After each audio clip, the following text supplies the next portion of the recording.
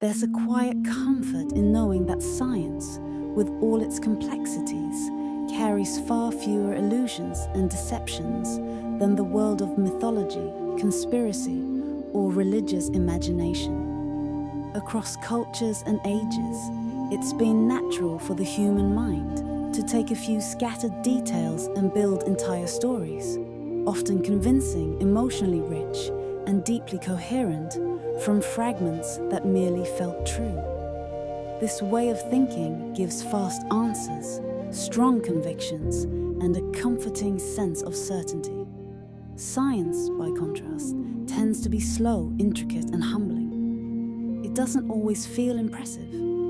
It often says, "We don't know yet," or "There isn't enough data," and to many, that can feel weak or uninspiring.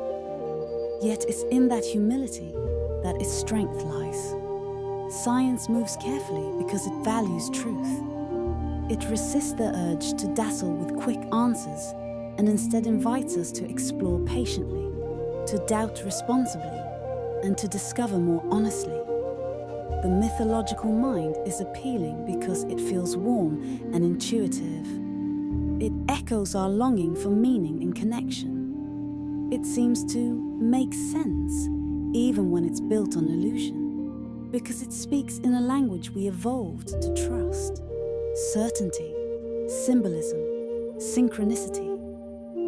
But the mind deserves not just comfort, it deserves clarity. And that's what rational inquiry strives to offer.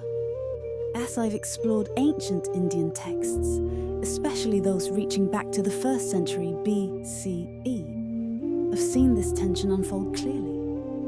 The beauty and scale of sacred storytelling are undeniable. Volumes and volumes of divine narratives, epics that stir the soul. And yet, within those same traditions, there are also voices of deep rationality, reflections on logic, mathematics, astronomy, consciousness, and the nature of knowledge itself. Thus, voices often remain quiet in the background, but they are no less precious.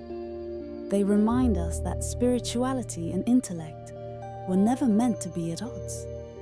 It's painful to see how some of the most thoughtful insights, those that challenge blind belief, that treat magic as a psychological mirror rather than a supernatural force, get pushed aside.